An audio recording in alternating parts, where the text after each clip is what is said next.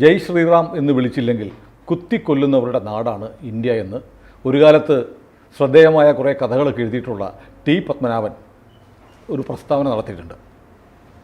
അത് ഗൗരവമായിട്ടെടുക്കേണ്ട അങ്ങനെ ഒരു സാഹചര്യം ഇന്ത്യയിലില്ല എന്ന് സാമാന്യ ബുദ്ധിയുള്ള എല്ലാവർക്കും അറിയാം. അപ്പോൾ ആരുടെ മുമ്പിലാണോ അദ്ദേഹം നിൽക്കുന്നത് അവരുടെ കൈയടി കിട്ടാൻ വേണ്ടിയിട്ട് നടത്തിയ ഒരു പ്രസ്താവന. ഇത് അതിന് മുമ്പ് അടൂർ ഗോപാലകൃഷ്ണൻ ഇവരൊക്കെ പറഞ്ഞിട്ടുണ്ട് ഇതുപോലെ ജയ് ശ്രീറാം വിളിച്ചില്ലെങ്കിൽ കുത്തിക്കൊല്ലും, ആരെ എന്ത് ചെയ്തെന്ന്. അപ്പോൾ ഇതൊരു സ്റ്റൈലാണ് ഇങ്ങനെയൊക്കെ പറയുക. രാമനെ വിൽപ്പന ചരക്കാക്കി. അതെ അതെ, അദ്ദേഹം അതും പറഞ്ഞിട്ടുണ്ട്. ഇന്ത്യയിലെ ഏറ്റവും വിൽപ്പന മൂല്യമുള്ള ചരക്കാണ് ശ്രീരാമൻ ആണ്. അതുകൊണ്ട് എന്താ എനിക്ക് മനസ്സിലായില്ല. കേരളത്തിൽ ഏറ്റവും അധികം വിൽക്കപ്പെടുന്ന പുസ്തകം ഏതാ? ഈ പത്മനാഭൻ്റെ പുഴ കടന്ന് മരങ്ങളുടെ ഇടയിലേക്ക് എന്നുള്ള പുസ്തകമാണോ അതോ രാമായണമാണോ? നമ്പർ 1 സെയിൽസ് ഇപ്പോഴും രാമായണത്തിനാണ്. അതിൽ പത്മനാഭനെ അസൂയപ്പെട്ടിട്ട് കാര്യമുണ്ട്. രാമനെ വിൽപ്പന ചരക്കാക്കി ഇപ്പോഴല്ലേ എത്രയോ കാലമായി. ഇതിന് വേറൊരു രസം കൂടെയുണ്ട്. നാട്ടിലെ സകല പ്രസാധകരും രാമനെ ചീത്ത പറയുന്നവർ പോലും രാമായണം വിറ്റ് കാശ് മേടിക്കും. രാമായണകാലം ആകുമ്പോഴത്തേക്ക് 10 പൈസ റോയൽറ്റി കൊടുക്കേണ്ട എഴുത്തച്ഛന്. അത് ശ്രദ്ധിച്ചിട്ടില്ലേ? രാമായണത്തിനോ മഹാഭാരതത്തിനോ ഒന്നും റോയൽറ്റി ഇല്ല. അതുകൊണ്ട് ആർക്കും എനിക്കും സുനിലിനും ഒക്കെ അച്ചടിച്ച് വയ്ക്കാം. അതുകൊണ്ട് എല്ലാവരും അച്ചടിച്ച് വയ്ക്കുന്നു. NBS ഇറക്കിയ അധ്യാത്മരാമായണം ഉണ്ടല്ലോ, അത് പരിശോധിച്ച് പണിക്കുറ തീർത്തത് AD ഹരിശർമ്മയാണ്. AD ഹരിശർമ്മ 21 അധ്യാത്മരാമായണങ്ങൾ, പിന്നെ നാട്ടിലുള്ള മറ്റു രാമായണം, ഇതെല്ലാം ചേർത്ത് 21 എണ്ണം പരിശോധിച്ചിട്ടാണ് ഫൈനൽ ഇതാണ് കറക്റ്റ് എന്ന് പറഞ്ഞാൽ. ചില വാക്കുകൾ അവിടെ ഇവിടേക്ക് ഇത് ശരിയാണോന്ന് അറിയില്ലല്ലോ, എഴുത്തച്ഛന് ഉപയോഗിച്ചത് തന്നെയാണോ, ഇങ്ങനെയൊക്കെയുള്ള സംശയങ്ങളൊക്കെ ഉണ്ട്. ആർക്കും ഇതിൻ്റെ ഒറിജിനൽ ഏതാണെന്ന് കൃത്യമായൊരു തിട്ടമൊന്നുമില്ല.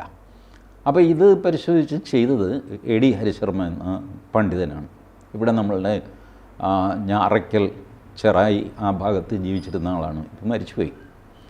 അപ്പോൾ അത് ബേസ് ചെയ്തിട്ടാണ് ഇപ്പോൾ മലയാളത്തിൽ മറ്റെല്ലാവരും രാമായണം ഇറക്കുന്നത്. NBS രാമായണം കോപ്പി ചെയ്തിട്ടാണ്. അപ്പോൾ കോപ്പി റൈറ്റും ഇല്ല ഇതിന്. അതെ, റോയൽറ്റിയും ഇല്ല, കോപ്പി റൈറ്റും ഇല്ല.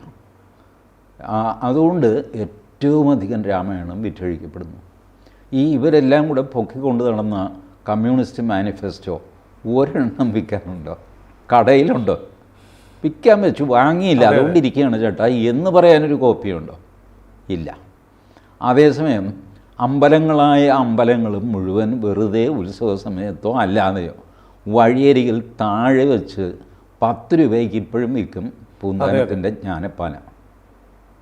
ഇത്രയും കാലമായിട്ട്, അതായത് ഭാരതത്തിൻ്റെ സർവവേദാന്ത സിദ്ധാന്ത സാരസംഗ്രഹം എന്ന് പറഞ്ഞൊരു പുസ്തകമുണ്ട്. പക്ഷേ അതിനേക്കാൾ എത്രയോ ലളിതമായിട്ട് സർവവേദാന്ത സിദ്ധാന്തങ്ങളും സംഗ്രഹിച്ച് തയ്യാറാക്കിയതാണ് ജ്ഞാനപ്പാന. ഈ ജ്ഞാനപ്പാന 10 രൂപയ്ക്ക് ഇപ്പോഴും കിട്ടും, 10 രൂപയ്ക്ക്. അപ്പോൾ ഇതാണ് ഭാരതത്തിൻ്റെ ആധ്യാത്മികതയെ തോൽപ്പിക്കാൻ ശ്രമിച്ചാൽ വരുന്ന ഫലം.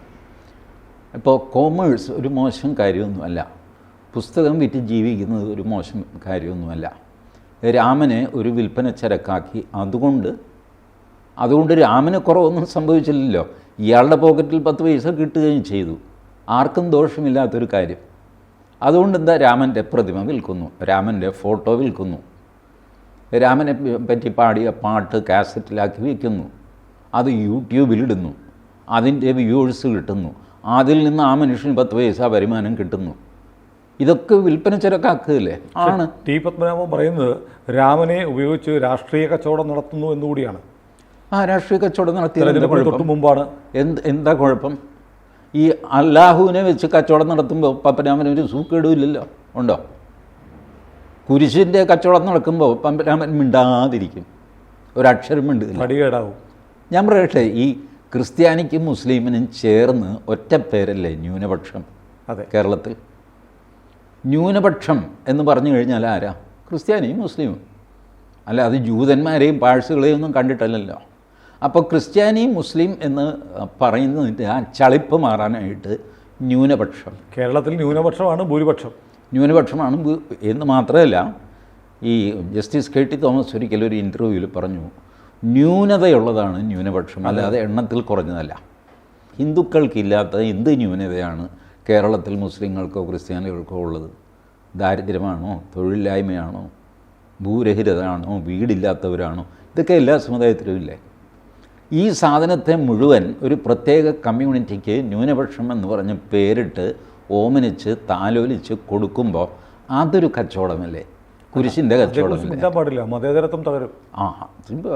ഇതാണ് ഞാൻ പറഞ്ഞ സാംസ്കാരിക നായകരുടെ കാപട്യം.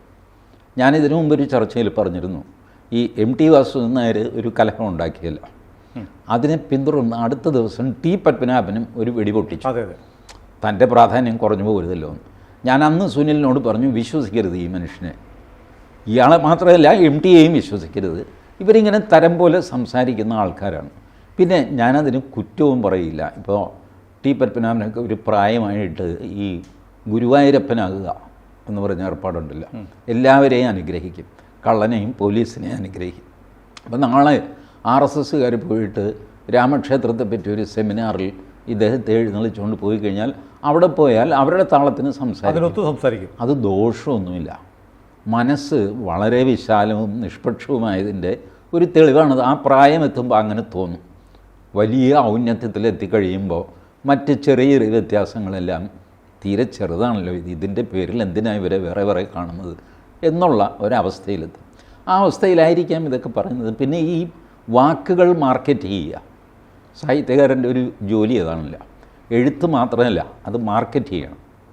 ഇപ്പോൾ T പത്മനാഭൻ ഈ കേരളത്തിൽ വാർഷിക പതിപ്പുകളിൽ കഥകൾ വരുമല്ലോ, ഓണപ്പതിപ്പ്, വാർഷിക പതിപ്പ്, ഇങ്ങനെ 2 പതിപ്പാണ് മാതൃഭൂമിക്ക് മനോരമയ്ക്കൊക്കെ ഉള്ളത്.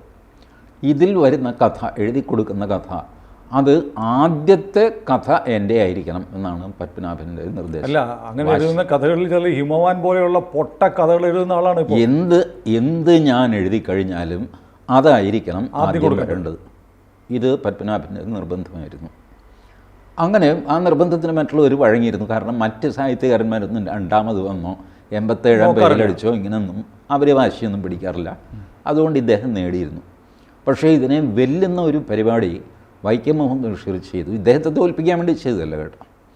വൈക്കം മുഹമ്മദ് ബഷീർ ഒരു വാർഷിക പതിപ്പിൽ കഥ എഴുതിയില്ല.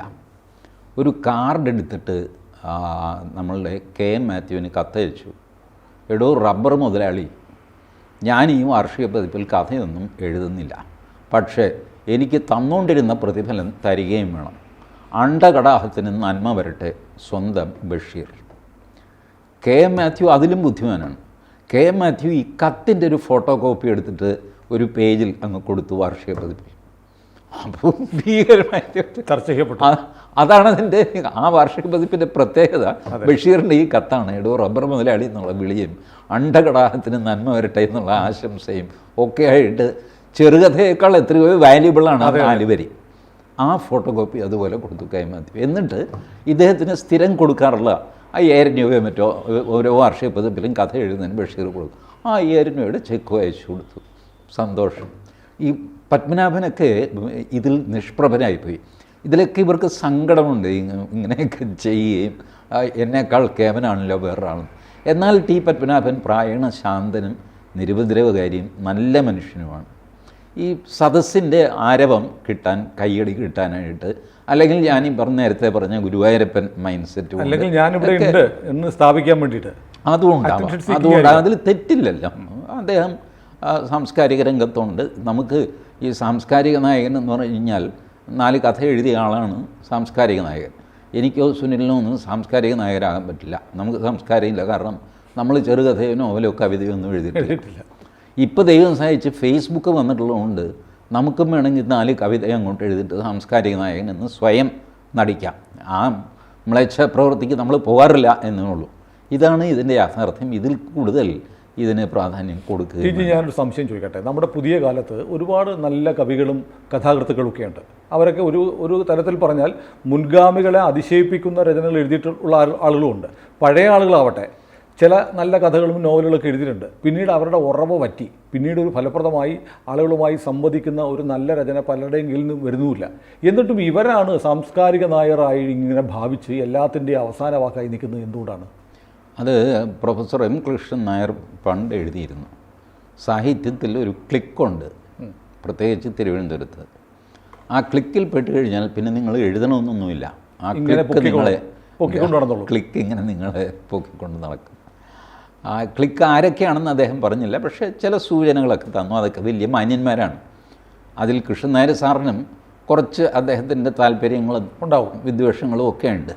കൃഷ്ണൻ നായർ സാറ് ഈ പറയണ മാതിരി അത്ര വലിയ നിഷ്പക്ഷനൊന്നും ആയിരുന്നില്ല. നമുക്കറിയാം അദ്ദേഹത്തിന് കുറച്ച് പേരോട് വാത്സല്യമുണ്ട്, അവരെ കടുത്ത ശത്രുതയുണ്ട്, നീരസമുണ്ട്. ഞാനിത് അറിയാൻ കാര്യം എന്താണെന്ന് വെച്ചാൽ, മാട്ടുപ്പെട്ടി ഇൻഡോ സ്വിസ് പ്രോജക്റ്റ് എന്തോ പശു വളർത്തുന്ന പ്രോജക്റ്റാണ്. അവരുടെ ഒരു സുവനീർ, അതിലൊരാൾ ലേഖനം എഴുതുന്നു. ആ ലേഖനം അതിഗംഭീരം എന്ന് പറഞ്ഞിട്ട് കൃഷ്ണൻ നായർ സാറ് സാഹിത്യ പാരഫലത്തിൽ എഴുതുന്നു. ഞാൻ ഓർത്തില്ല, മാട്ടുപ്പെട്ടി ഇൻഡോ സ്വിസ് പ്രോജക്റ്റിൻ്റെ സുവനീറിൽ ലേഖനം എഴുതിയ ഒരു മൃഗസംരക്ഷണ മൃഗഡോക്ടറുടെ ഒരു ലേഖനം. അത് നല്ലതായിരിക്കാം, പക്ഷേ അതിൻ്റെ സാഹിത്യ ഭംഗി, അതിൻ്റെ വിന്യാസം, അത് ഇത് എന്നൊക്കെ പറഞ്ഞു. അപ്പോൾ അന്ന് ഞാൻ ഇത് അന്വേഷിച്ചു, ഇതിൻ്റെ രഹസ്യം അന്വേഷിച്ചപ്പോഴാണ് അത് കൃഷ്ണൻ നായർ സാറിൻ്റെ ഒരു ബന്ധുവാണ്. അപ്പോൾ അയാൾ ഇത് എഴുതിയിട്ട് പറഞ്ഞു, അമ്മാവ ഞാൻ വന്നും പോയും ജീവിതത്തിൽ ആകെ എഴുതിയിരിക്കുന്നത് ഇതാണ്, മൃഗഡോക്ടറാണ്, അറിയാം. ആ ശരി, ഞാൻ നോക്കിക്കോളാം എന്ന് പറഞ്ഞിട്ട് ലിഫ്റ്റ് ചെയ്ത് കൊടുത്തു. അപ്പം ഇങ്ങനത്തെ ചില ഫേവറിറ്റിസം, പാർഷ്യാലിറ്റിയൊക്കെ ഇതൊരു നിർദോഷമായ കാര്യമാണ്. മാട്ടുപ്പെട്ടിയിലിപ്പോൾ അദ്ദേഹത്തിൻ്റെ ലേഖനം നന്നായാലും എന്താ ചീത്തയായാലും നമുക്ക് കുഴപ്പമൊന്നുമില്ല. പക്ഷേ കൃഷ്ണൻ നായർ സാറിൻ്റെയും ചില പക്ഷപാതിത്വം ഉണ്ടായിരുന്നു അദ്ദേഹത്തിന് എന്ന് കാണിക്കാൻ വേണ്ടി ഞാൻ പറഞ്ഞതേ ഉള്ളൂ. അപ്പോൾ ഈ സാഹിത്യ ക്ലിക്കുകൾ ഇപ്പോഴും നിലനിൽക്കുന്നുണ്ട്.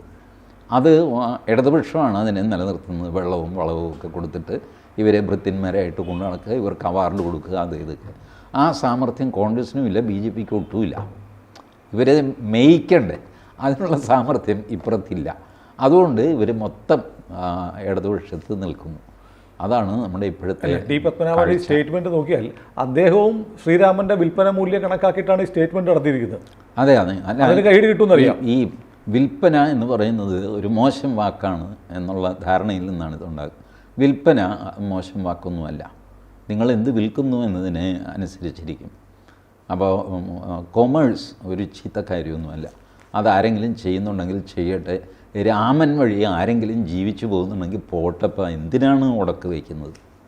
ഏതായാലും ഭഗവാൻ ശ്രീരാമചന്ദ്രൻ ടി പത്മനാഭനെയും കാത്തുരക്ഷിക്കട്ടെ. തീർച്ചയായിട്ടും തീർച്ചയായിട്ടും. കൂടുതൽ വാർത്തകളും വിശേഷങ്ങളും നിങ്ങളിലേക്ക് എത്താൻ ABC മലയാളം സബ്സ്ക്രൈബ് ചെയ്യുക, ബെൽ ബട്ടണും അമർത്തുക.